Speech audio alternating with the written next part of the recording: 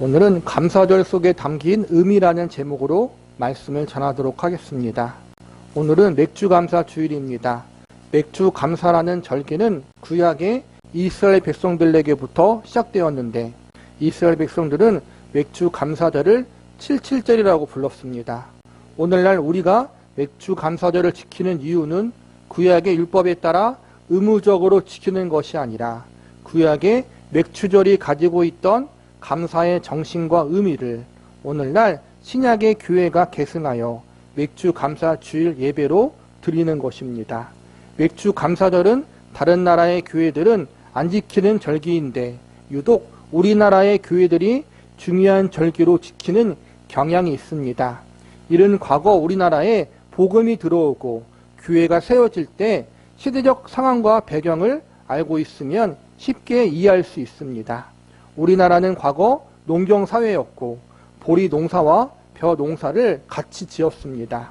과거에는 쌀이 비쌌기 때문에 쌀은 돈과 같았습니다. 사람들이 보리 농사와 벼 농사를 같이 지었지만 대부분의 서민들은 가난했기 때문에 땅을 빌려서 농사를 지었습니다. 그래서 벼 농사로 쌀을 수확하면 수확한 쌀을 빌린 땅의 임대료와 빚을 갚는 데 사용했습니다. 수확한 쌀로 땅 임대료와 생활의 빚을 갚고 나면 남은 쌀이 별로 없었습니다. 적게 남은 쌀로는 도저히 온 식구가 먹고 살아갈 수 없기에 상대적으로 저렴한 보리로 바꾸었고 다음에 추수 때까지 보리를 먹으며 살았습니다. 그리고 더 가난한 사람들은 먹을 보리조차 부족하여 다음에 추수 때까지 제대로 된 끼니를 때우지 못한 채 산에 있는 나무 껍질이나 뿌리를 먹으며 버티는 일들이 흔하게 발생했습니다. 그래서 우리나라에 보릿고개라는 말이 생기게 된 것입니다. 이러한 시대적 상황 속에서 그 당시 교회는 보리 추수가 생계와 직결되는 매우 중요한 일이었습니다. 보리가 주식이었고 그 보리조차도 부족하여 배고픔을 경험한 시절에 교회가 세워졌기에 과거 한국교회는 보리를 수확하게 되는 시기를 매우 중요하게 여겼고 더불어서 맥주감사절을 중요한 절기로 지키게 되었던 것입니다. 오늘날은 시대가 많이 변해서 더 이상 보리가 주식이 아니게 되었습니다.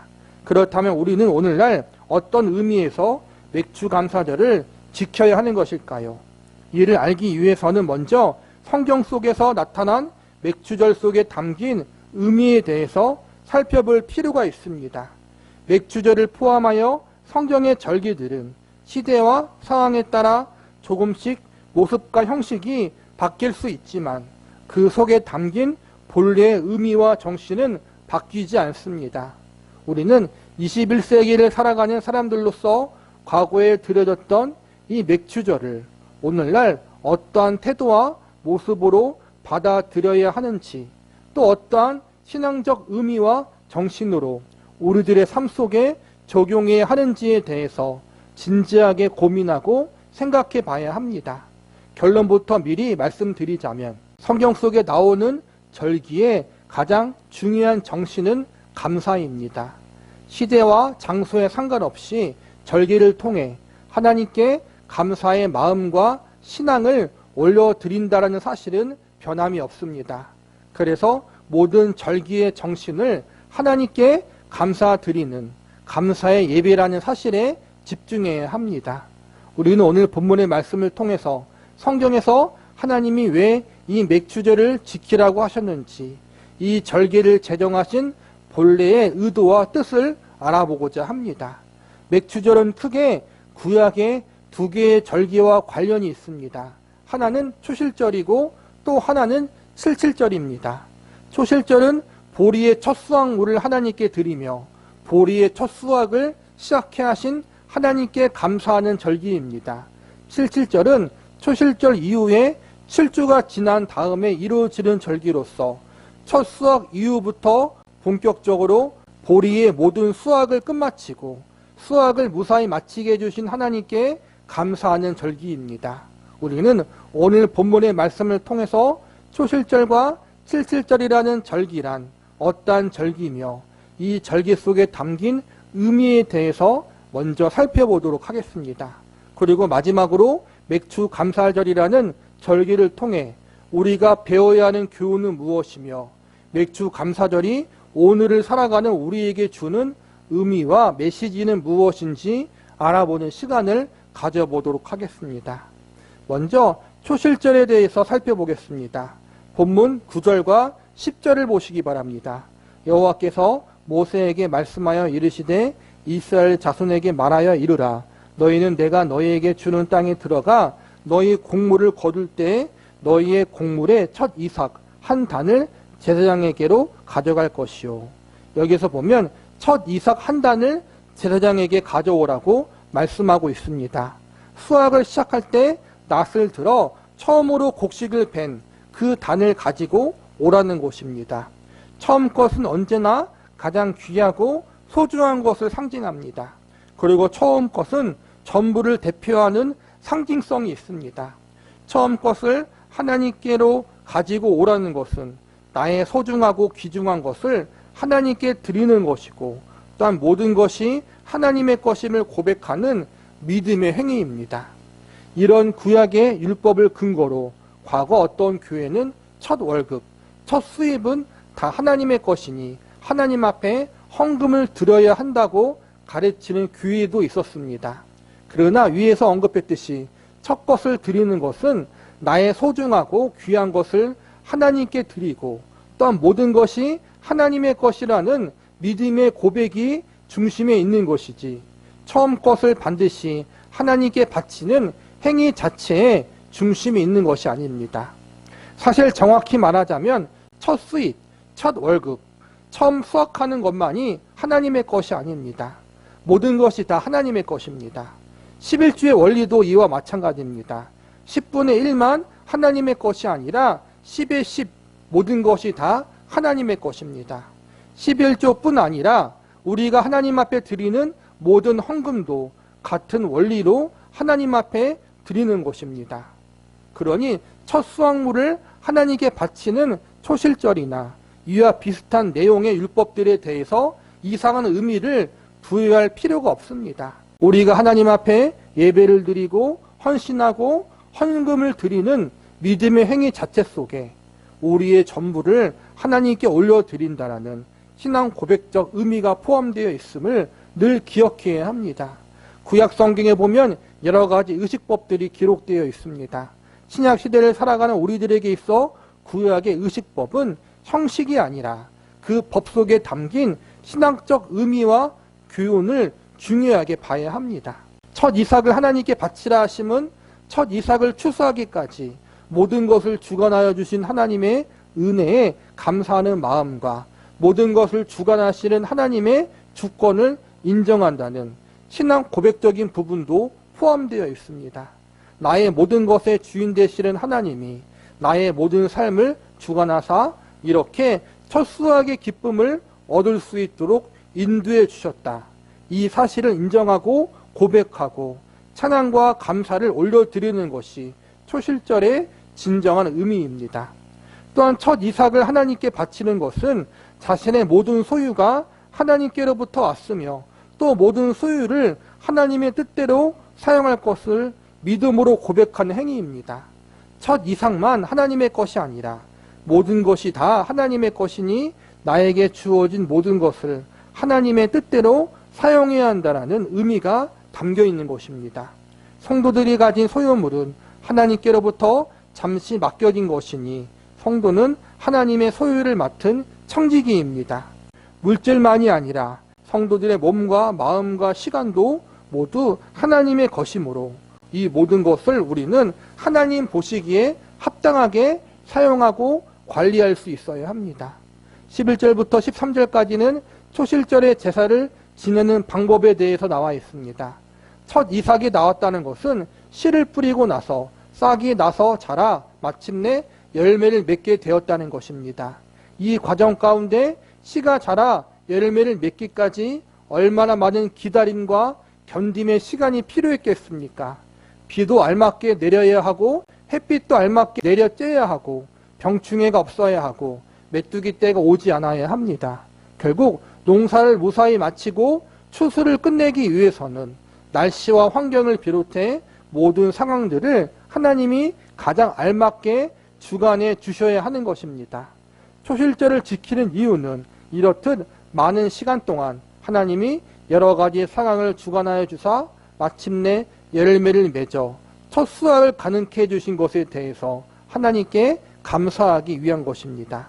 그리고 동시에 첫 수확을 가능케 하신 하나님이 나중에 마지막 추수까지도 책임져 주신다는 사실을 믿는다는 신앙 고백적 의미도 포함되어 있습니다. 본문 14절을 보시기 바랍니다. 너희는 너희 하나님께 예물을 가져오는 그날까지 떡이든지 볶은 곡식이든지 생이삭이든지 먹지 말지니 이는 너희가 거주하는 각처에서 대대로 지킬 영원한 규례니라. 여기서 보면 첫 수확의 이삭물을 가지고 하나님 앞에 와서 감사의 제사를 지낼 때까지 수확물을 먹지 말라고 하십니다. 이것은 우선순위의 문제를 말씀하고 있습니다. 첫 수확을 가능케 지금까지 모든 것을 주관해 주신 하나님, 이 하나님의 은혜에 가장 먼저 감사라는 것입니다. 우리가 밥을 먹을 때 감사 기도를 하는 것과 동일한 의미가 있는 것입니다. 먼저 하나님께 감사하고 수확물을 먹으라는 것입니다. 이 모든 것이 하나님이 주신 것이라는 믿음을 가지고 수확할 수 있게 해주신 하나님의 은혜를 먼저 기억해야 한다는 것입니다. 이것은 결국 우리의 삶에서 하나님을 가장 우선시해야 한다는 것을 알려주고 있습니다. 다시 말하면 하나님이 우리의 주인이시고 우리는 그분의 청지기라는 사실을 잊지 말라는 것입니다. 이러한 원리를 깨닫고 감사함으로 하나님 앞에 청지기의 삶을 살라는 것, 이것이 초실절에 담긴 정신입니다. 이번엔 7절에 대한 말씀에 대해서 살펴보겠습니다. 본문 15절과 16절을 보시기 바랍니다. 안식일 이튿날 곧 너희가 요제로 곡식단을 가져온 날로부터 세어서 7 안식일의 수유를 채우고 7 안식일 이튿날까지 합하여 50일을 계수하여 새 소제를 여호와께 드리되 15절에서 21절까지는 77절에 대한 규례의 말씀이 기록되어 있습니다. 77절은 맥주절 혹은 오순절이라고 부르기도 합니다. 초실절에서부터 7번 안식일이 지난 다음 날이 77절입니다. 초실절이 1일이라면 이날부터 49일이 지난 다음 날이 50일이 되는데 그날을 77절의 절기로 지키라는 것입니다. 초실절과 77절 사이에는 49일이라는 시간적 간격이 있습니다. 이 기간 동안 첫 수확을 거두기 시작해서 대부분의 추수와 수확이 끝마쳐집니다. 이스라엘 백성들은 2번 농사를 짓는데 하나는 곡식 농사와 또 하나는 과일 농사를 짓습니다. 77절에는 보리를 비롯해 곡식 농사를 끝마치고 그 후에 나중에 수장절에 과일 농사를 끝마칩니다. 보리의 수확과 추수가 끝마치고 무사히 농사를 끝낼 수 있도록 모든 것을 주관하신 하나님께 감사하는 날이 77절입니다. 보리를 수확하고 타작마당에서 보리를 타작하며 자신들이 1년 동안 먹고 살아갈 곡식을 무사히 추수하게 하신 하나님, 이때까지 지켜주시고 인도하신 하나님께 감사하는 날이 77절 속에 담긴 의미입니다. 77절도 초실절과 마찬가지로 수확의 일부를 하나님께 가지고 와서 바치고 감사의 제사를 지내게 됩니다. 신약에서는 77절과 오순절 성령의 강림이 연결되어 있습니다. 이스라엘 백성들이 보리를 수확하고 감사의 절기를 지낸 시기와 성령 강림의 시기가 동일한 것은 하나님의 인도하심에 대한 상징적인 의미가 있다고 봅니다. 77절은 지금까지 하나님의 백성들을 인도해 주신 하나님의 은혜에 대한 감사를 하는 절기입니다. 그리고 한 발 더 나아가 지금까지 인도하신 하나님이 앞으로도 영원토록 하나님의 백성들을 인도해 주실 것을 믿음으로 감사하는 절기입니다. 성령 강림의 역사 역시 지금까지 우리를 인도하신 하나님이 성령님을 통해서 과거와 현재와 미래까지도 함께 하시면서 인도해 주신다는 메시지를 담고 있습니다. 그래서 이러한 사실들을 알려주기 위해서 칠칠절과 오순절 성령의 강림 사건이 서로 연관되게 하셨다고 할 수 있습니다. 또한 칠칠절 이후에는 묵은 곡식이 아니라 새 곡식을 먹게 됩니다. 새로운 곡식을 먹는 오순절에 새 영이신 성령님의 강림하심으로 교회와 성도들을 새롭게 하신다는 의미도 담겨 있다고 볼 수 있습니다. 구약의 칠칠절이나 신약의 오순절이나 결국은 하나님의 주권적인 은혜에 대한 감사의 정신과 관련이 있으며, 이는 성경에서 가르치는 모든 절기들이 가지고 있는 의미와 동일합니다. 모든 절기들의 가장 중요한 의미는 하나님의 은혜에 대한 감사에 있습니다. 이스라엘 백성들에게 있어 가장 큰 절기는 유월절과 무교절입니다. 레위기 23장 1절부터 8절까지가 유월절과 무교절에 관한 말씀이 기록되어 있습니다. 유월절과 무교절은 구원의 은혜에 대한 감사의 의미가 크다면, 초실절과 칠칠절은 구원하신 하나님의 백성들을 하나님께서 책임져 주시고 이끌어 주신다라는, 구원받은 성도들의 인생을 지도하시는 하나님의 은혜에 대한 감사의 의미가 강합니다. 하나님은 구원만 하시고 그냥 방임하시는 하나님이 아니라 끝까지 책임지시고 구원한 백성들의 삶을 인도하시는 하나님이십니다. 초실절과 칠칠절은 이처럼 지금까지 하나님의 백성들을 인도하신 하나님의 인도하심에 대한 감사를 올려드리는 절기입니다. 그리고 지금까지 인도하신 하나님이 앞으로도 계속해서 영원토록 하나님의 백성들을 책임지고 인도하실 것을 믿는 믿음으로 감사의 예배를 올리는 절기가 바로 초실절과 칠칠절이며, 오늘날 우리가 드리는 맥주 감사절에 담긴 의미인 것입니다. 본문 21절을 보시기 바랍니다. 이날에 너희는 너희 중에 성회를 공포하고 어떤 노동도 하지 말지니 이는 너희가 그 거주하는 각처에서 대대로 지킬 영원한 규례니라. 21절에서는 이 초실절과 칠칠절에 성회로 모이라고 말씀하고 있습니다. 성회란 거룩한 백성들의 모임입니다. 유월절과 무교절의 규례와 동일하게 초실절과 칠칠절에도 하나님의 은혜에 대해서 감사의 제사, 감사의 예배를 드려야 합니다. 그리고 이때 모든 하나님의 백성들이 한자리에 모여서 함께 하나님의 은혜를 노래하고 찬양하고 감사의 제사와 예배를 드리라고 말씀하고 있습니다. 그만큼 구원받은 당신의 백성과 자녀들이 한 시간 한 장소에 모여 함께 하나님을 경외하고 예배하는 것이 하나님 보시기에 기쁘고 소중하다는 것입니다.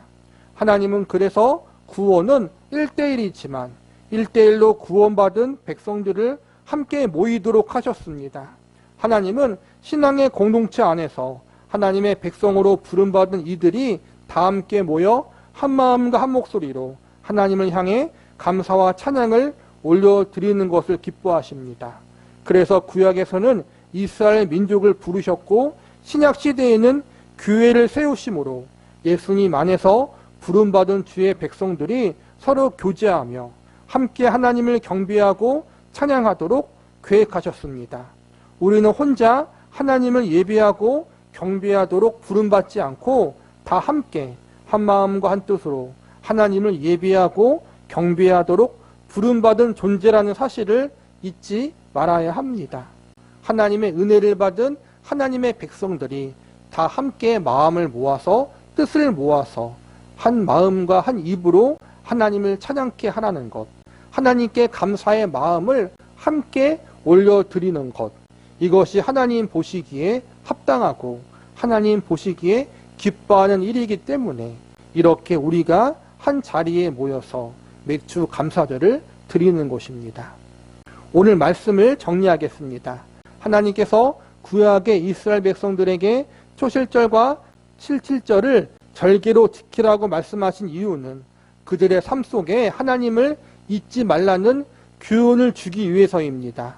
그들에게 구원의 은혜를 베풀어 주신 하나님, 그들의 삶을 가장 선하고 좋은 길로 인도하시고 지도해 주신 하나님을 잊지 말고 그 하나님만 사랑하고 하나님께 감사하는 인생을 살라는 교훈을 주기 위해서 맥주절을 포함하여 여러 감사의 절기를 지키게 하신 것입니다. 그러나 이스라엘 백성들은 시시때때로 이 사실을 잊어먹어서 하나님 앞에 많이 혼났습니다. 성경을 살펴보면 하나님이 주신 은혜를 망각하고 불평하고 원망하는 인생을 살아갈 때 이스라엘 백성들은 언제나 타락하고 부패했습니다. 우리 역시 이러한 부분을 조심해야 합니다. 하나님이 우리에게 베풀어 주신 은혜와 사랑을 망각하기 시작할 때, 감사와 찬양보다 원망과 불평이 우리들의 삶 속에 더 많아지기 시작할 때 우리는 나도 모르게 하나님을 멀리 떠나게 되고 죄악의 길로 가버리게 됩니다. 오늘날은 농경사회도 아니고 보리를 주식으로 먹지 않기 때문에 우리는 과거처럼 보리를 추수하는 것에 대한 감사를 하지 않습니다. 여러 가지 이유로 인해서 많은 교회들이 맥주감사절을 지키기보다는 오순절과 연관시켜서 성령 강림에 대한 기념 예배로 드리거나 시대적 상황과 맞지 않기 때문에 맥주감사절을 아예 지키지 않은 경우들도 점점 많아지고 있습니다. 이처럼 맥주감사절을 지키는 경우보다 그렇지 않은 경우가 더 많아지고 있는 이러한 시대적 분위기 속에 우리 교회가 맥주감사절을 지키는 이유는 무엇 때문이라고 생각하십니까? 그 이유는 맥주감사절 속에 들어있는 감사의 정신을 우리가 항상 기억해야 하기 때문입니다. 매년 맥주감사절 기간이 돌아오면 하나님이 구약 성경에 맥주감사절을 비롯해 여러 감사절기를 제정하신 이유와 목적에 대해서, 그리고 감사절 속에 담긴 의미와 교훈에 대한 말씀을 반복해서 선포하고 가르치는 이유가 여기에 있습니다. 우리라는 존재는 하나님께 받은 은혜와 사랑에 대해서 쉽게 잊고 작은 아쉬움과 서운함에 대해서는 오래오래 기억하는 존재들입니다. 우리는 본능상 하나님께 감사하기보다는 원망과 불평을 더 잘하는 존재들입니다. 이러한 인간들의 약함을 하나님이 아시기에 구약의 절기들을 제정하사 하나님의 은혜와 사랑을 잊지 않도록, 감사와 찬양을 망각하지 않도록 반복적으로 교육하도록 하신 것입니다. 그래서 절기의 가장 큰 기능 중 하나는 반복적인 교육의 기능이 있습니다. 오늘날 구약의 여러 절기들을 우리가 동일하게 따를 필요는 없지만 그 절기 속에 담긴 교육적인 기능은 우리에게도 매우 필요합니다. 오늘날 우리는 감사의 정신, 감사하는 신앙을 잃어버린 시대 속에 살고 있습니다. 원망과 불평을 넘어 분노가 가득한 인생을 살고 있습니다. 믿는 그리스도인들도 예외는 아닙니다. 하나님이 베풀어 주신 은혜를 망각한 이스라엘 백성들처럼 우리도 동일한 잘못을 반복해서 범하고 있습니다. 우리는 맥주 감사절 속에 담긴 교훈과 메시지를 통해서 잃어버렸던 감사의 신앙을 회복해야 합니다. 내 소원과 바람이 성취되어지고 이루어지기 때문에 감사하는 것이 아니라 내가 가는 길이 형통하고 잘 되었기 때문에 감사하는 것이 아니라 우리의 인생 가운데 한이 없는 은혜를 베풀어 주신 하나님으로 인해 감사하는 신앙을 회복해야 합니다.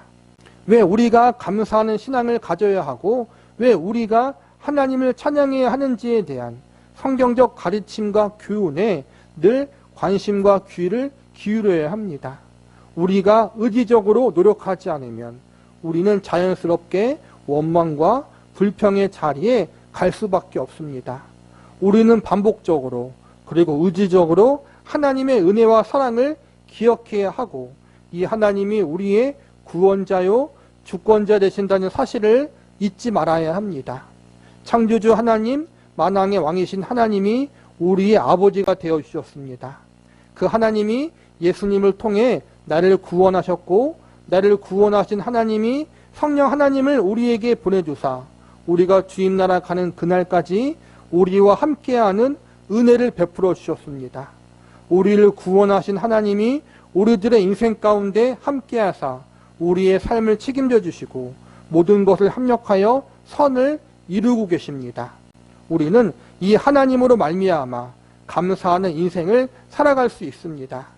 이러한 사실을 우리가 성경 말씀을 통해서 배우고 또 절기들을 통해서 반복해서 배우게 됩니다. 하나님이 나의 구원자요 내 삶의 주권자이다. 그분이 나의 하나님이다. 이러한 성경의 가르침과 메시지를 반복적으로 배움으로 지금까지의 우리의 믿음과 신앙을 점검하고 잃어버리고 망각했던 감사의 신앙을 회복하는 것이 추실절과 칠칠절에 담긴 의미이고 오늘날 우리가 맥주 감사절을 통해서 배우고 깨달아야 할 교훈들인 것입니다. 우리는 맥주 감사절을 시작으로 하여 특정한 날에만 감사하는 신앙이 아니라 매일의 삶 속에서 나에게 이러한 은혜를 베푸신 하나님께 감사와 찬양을 올려드리는 성숙한 믿음의 자리로 나아가는 사람들이 되어야 합니다. 지극히 평범한 삶이지만 이 삶 속에 하나님의 은혜가 있고 이 삶 속에 하나님이 나와 함께하고 계십니다. 그러므로 우리의 매일의 삶은 지극히 평범해 보이지만 그 평범한 삶 속에 베풀어지는 하나님의 은혜는 결코 평범하지 않다는 사실을 우리는 기억해야 합니다. 나를 구원하신 하나님이 내 삶을 주관하고 인도하고 계십니다. 지금까지 나를 인도해 주시고 붙잡아 주신 하나님이 과거뿐 아니라 현재와 미래에도 내 삶을 인도하고 붙잡아 주실 것입니다. 그리고 내가 주님 보시기에 합당한 하나님의 사람으로 세워질 수 있도록 지도하여 주실 것입니다. 주님 나라 가는 그날까지 나를 향한 하나님의 사랑과 은혜는 끝나지 않을 것입니다. 맥주 감사절을 시작으로 이 모든 사실을 다시 한번 되새기고 이 은혜를 베풀어 주신 하나님 앞에 선한 청지기의 삶을 살기로 결단하고 또한 날마다 감사와 찬양의 삶을 살기로 의지적으로 결심할 수 있는 저와 여러분이 되기를 바랍니다. 그리고 이 모든 것 위에 내가 날마다 하나님을 의지하고 바라보고 그 하나님과 동행하는 삶을 살 수 있게 해달라고 하나님께 기도할 수 있는 저와 여러분이 되기를 간절히 기도합니다. 기도하시겠습니다.